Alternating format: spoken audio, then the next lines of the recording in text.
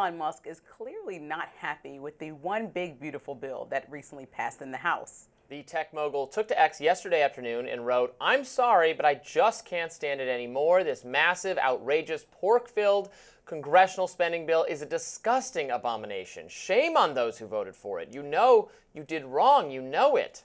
Of course, Democrats feel the same way, though, for different reasons. Congresswoman Jasmine Crockett wrote on X in part, quote, "Elon calling Trump's budget bill a, quote, disgusting abomination is real rich. You were right there, helping him wreck federal agencies and calling it efficiency. You're just mad because your stuff didn't make the bill. Miss me with the bleep, but you're right. It's a disgusting abomination, correct." Kind of buried the lead there. Speaker Mike Johnson responded to Musk's criticisms. He wrote on X that he considers Musk a good friend, but that he was simply wrong. Johnson continued, "Our legislation comprehensively delivers on every major campaign promise and the America First agenda, while also securing historic savings of more than $1.6 trillion. It's going to keep our border secure, provide historic tax relief for hardworking Americans, unleash American energy dominance, reduce spending, and restore peace through strength." I am glad to see Elon Musk speaking up.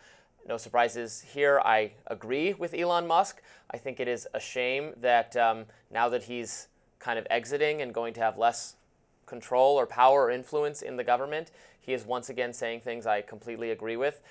Yes, the bill is a travesty. The bill does not deliver on the America First agenda, no matter how many times Mike Johnson says that.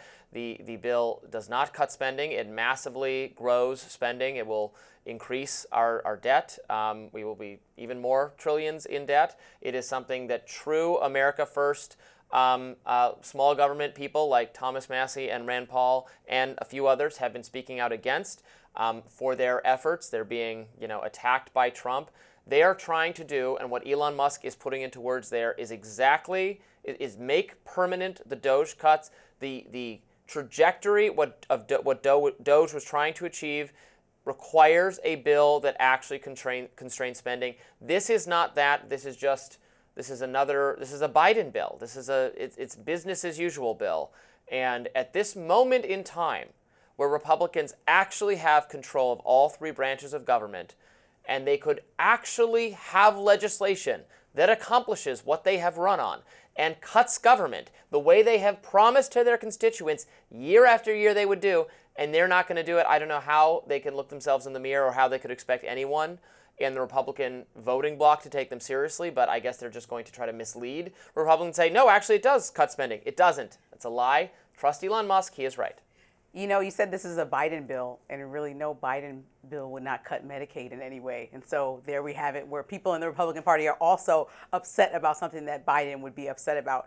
We all knew this was coming, though. The bromance was going to break up between Donald Trump and Elon Musk. It was just a matter of time. And so we're kind of seeing that play out with two strong personalities. They were on the same page for free speech. They were on the same page for deregulation. They were on the same page after culture wars and things that they didn't like. But we see now that they're an opposite spectrum when it comes to financial visions for the future of the country. And that's problematic since the Republican Party is largely made up of people who are voting that consider themselves fiscal conservatives. So, Elon Musk came here and he was considered like the chief financial officer of America. He came here to do what no one had done as a big, powerful outsider that knew finances, knew money, and was going to get our budget down. And it's hard to promote budget discipline within the Republican Party, but then have a bill that's going to up our deficit in the trillions. And I think that also, Elon Musk is grappling with the fact that his legacy might be completely in vain, the Department of Government Efficiency, now that none of the things that he wanted to do are codified into law, now that there's complete silence when Marjorie Taylor Greene goes to the party and asks, hey,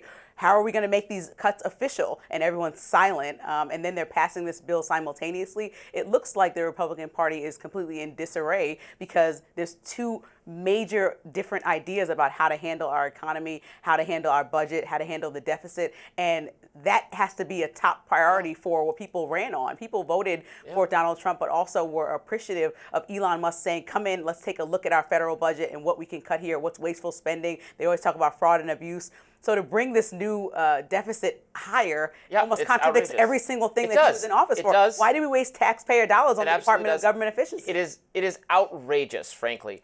The Republican leadership They are lying to their voters. Republican leaders are lying to Republican voters about what is in this bill and what they are going to accomplish. A few principled, limited government, America First conservatives are speaking out, and for that they're being attacked by the leadership of their own party. For daring to admit the emperor has no clothes, this will grow the deficit, this is not consistent with what we ran on, and we have no excuse this time because And the it's numbers not just like don't add up. it's not like a divided, it's not like, well, we have the House and they have the Senate or vice versa, so we have to come to some compromise, the usual BS excuse we hear. They have no reason to do that, or there's a hostile president and they'd veto cuts.